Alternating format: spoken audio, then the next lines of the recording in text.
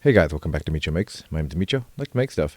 Today I've got part number 39 of the Toyota Sprinter Trueno AE86 by DeAgostini. This is the massive 1/8 scale model that we're building together. Without further ado, let's get started on this one. I actually accidentally unwrapped it already without showing that, but let's jump right into the part. We got the front here, front cover. Got our parts here. We've got a little bit of a note too as well. Looks like we're got some adjustments with our screws, CM and EM screws here too as well. Then we've got our magazine. Let's take a peek at it. So right off the bat, we've got another installment of the AE86 Rivals. This is the Daihatsu Charade. You can take a look at the text there if you'd like to pause it and read up about it. Use Google Translate if you need to.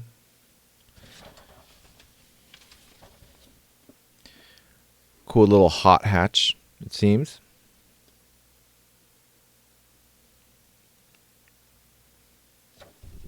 Make sure that's nice and in focus for you guys. Hopefully that's in focus. Double check and make sure.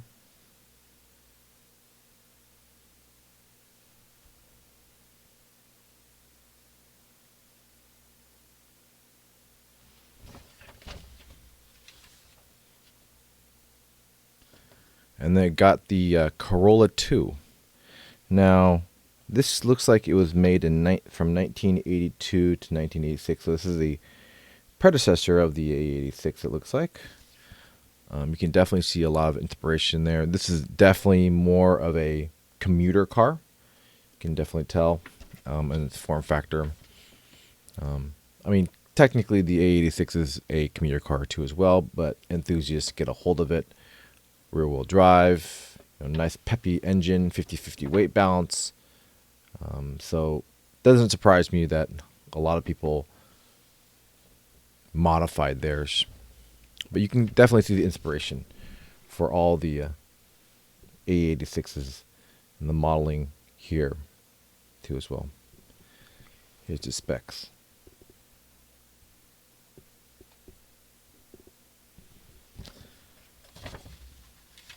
And then we jump right into the part. Wow, okay. Actually, we have a pretty decently important part here because it looks like we've got the gearing and a lot of the actuation for, looks like the headlights. So we did the lower bracket last time, right? And it looks like we're going to be running and installing the motor. So let's take a look at that real quick and see what the parts look like. Okay, so this note basically says that there's an incorrect labeling, that the CM screws are incorrectly labeled in the package. They're actually EM screws. So when you're doing the whole building, when you look up EM in the guide, CM, you'll see CM in the bag in here, but they're actually supposed to be EM screws. So just something to keep note. Go ahead and open this up.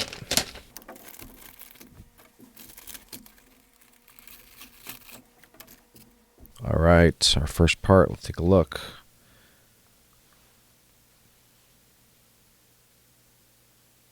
Almost looks like a battery tray of sorts, but just it looks like another bracket we're going to have to install. The piece that everybody's probably looking forward to, this is probably the motor, not probably, this is the motor that's going to run the headlight retraction. In the 8.6, it's not a motor, but it's usually kind of the most iconic thing that goes bad in the 8.6 is the headlight retractor relay. It's a little relay that tends to go bad pretty easily. People have made replacements and updates too as well, but this is just, there are motors on both headlights too as well, but this is an important part for this model.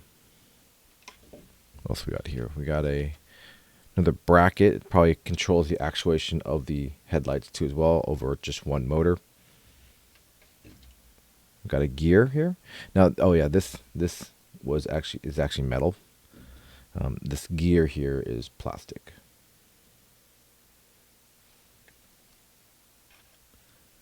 We have another piece here, and this is indeed plastic as well. A nice light spring, it looks like.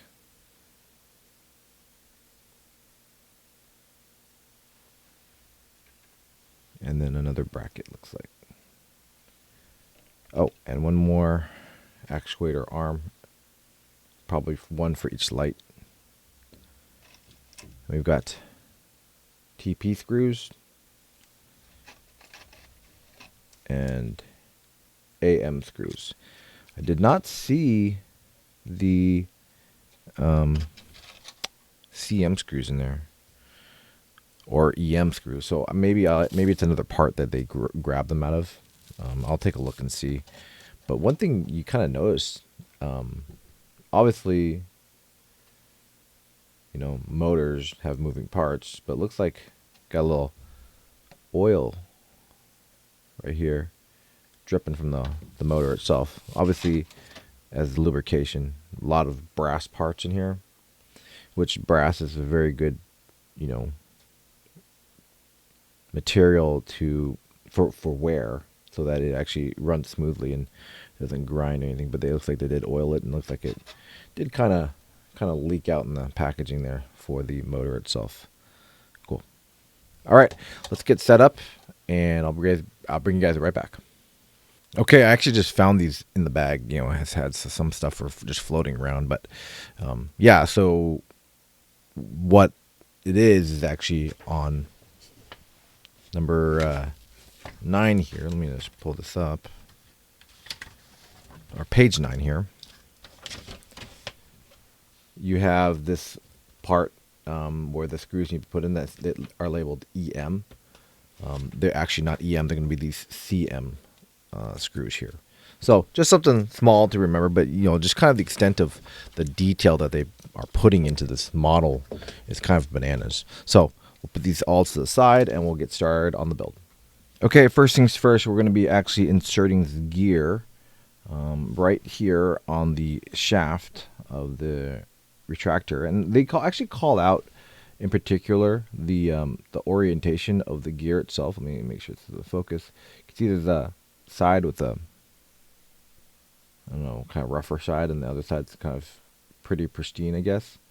They actually say have this circular side towards the edge of the shaft, and they actually call out, if you can't get this on, try scraping off some of the paint so that it actually fits. Let me make sure this is in focus for you guys.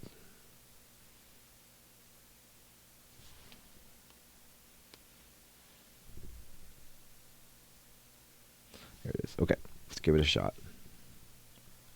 Oh yeah, that's not too bad. Just need to rotate this a little bit. Insert it here.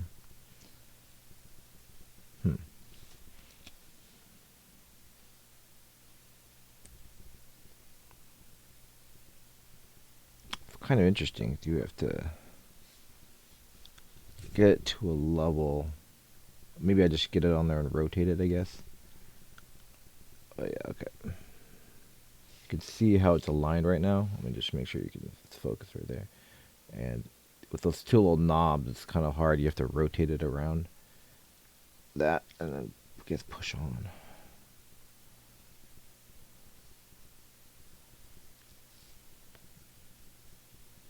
Oh, actually, hold on. Let me take a look at this again.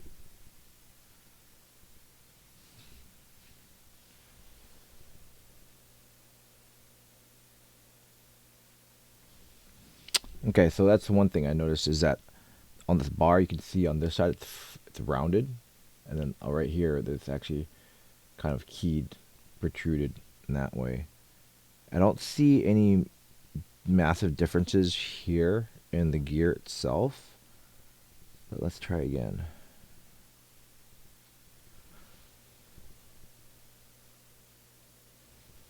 Let's see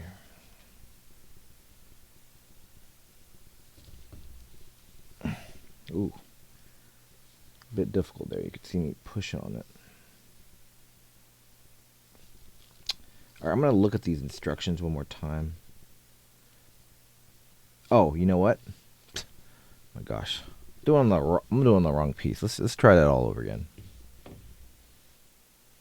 It's a small one, of course it is, right? And you can see it's much more square.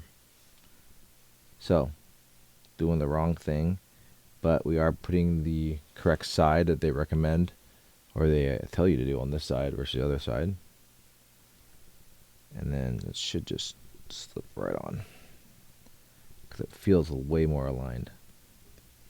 Oh yeah, look at that.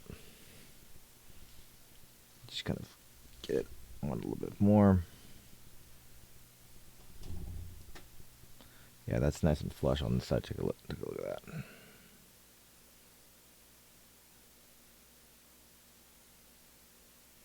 Yeah, nice and flush on that side. This side too as well. Great.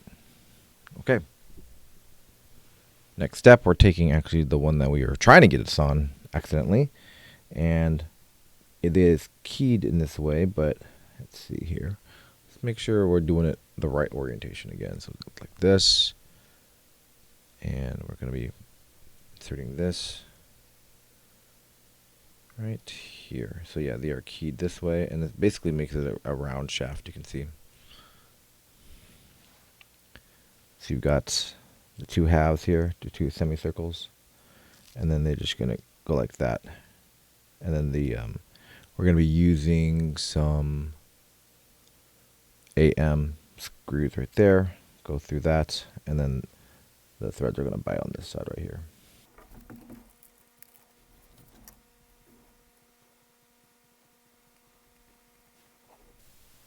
I didn't screw that one down all the way, just to make sure that I don't get them misaligned.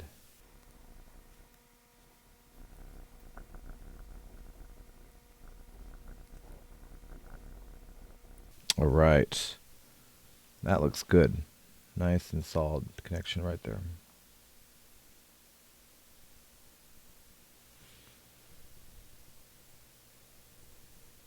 Okay. That part is done right now, so we're going to be taking this piece here, and then we're going to, it looks like we're inserting the spring on here, and then this actually goes on this piece right here, and you just kind of slide it in. It doesn't look like it's any different. You can do either side. Put it in here, and we're going to take a TP screw right here.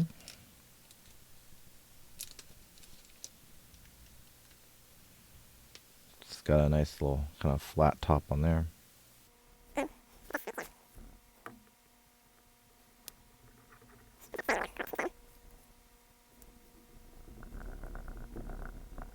Okay, and that step for these two parts is complete. All right, in this position, we've got the chassis back.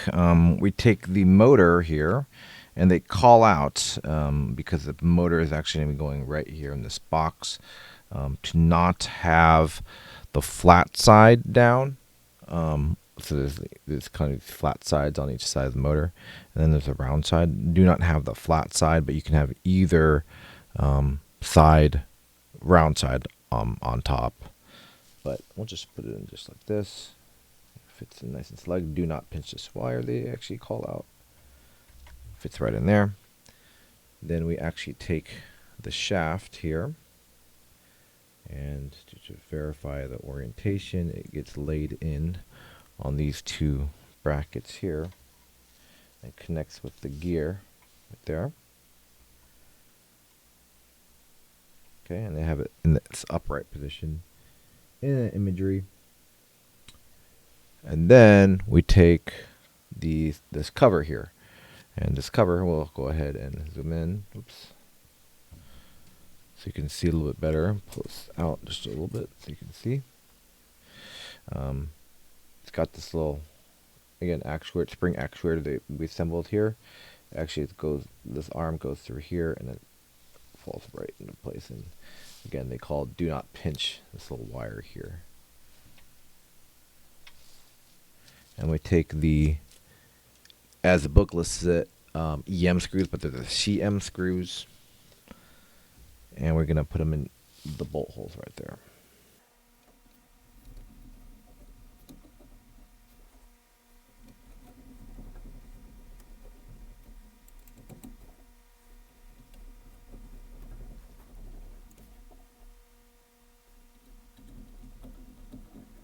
Okay, and making sure we don't pinch any wires. Get off to the side. And then the last part in this is actually taking this bracket here and screwing down the other side using the couple AM screws that we have in our kits.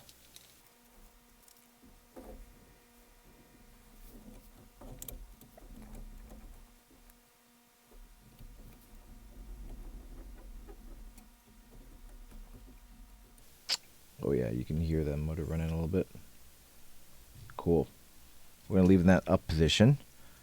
But with that, this part is done. Again, kind of a short part, but it's a nice change of pace from what we've been doing recently. So adding in something like a motor, really cool. Kind of seeing how this is going to kind of play out and how they're actually going to control this function of the headlights that are able to pop up. Pretty awesome. So with that, we are done with this part number 39 of the Toyota Sprinter Trueno AE86 by DeAgostini. Let's take a look and see what we've got next time. And next time we have, it looks like we have another side piece of the chassis. Let me make sure that this is in focus so you can see it. I'm sorry about some of the misfocused things, but it looks like it's going to be this inside fender piece right here, where we're going to be connecting probably our other strut here too as well. More tubes, more hoses, some screws, and some other brackets too. So look forward to part number 40 next time. But thanks again very much. My name is Micho Makes. If you like this video, please give it a thumbs up. It really helps the channel too. And if you aren't a subscriber, please subscribe. Yeah, we'll see you guys in the next one in part number 40. Bye for now.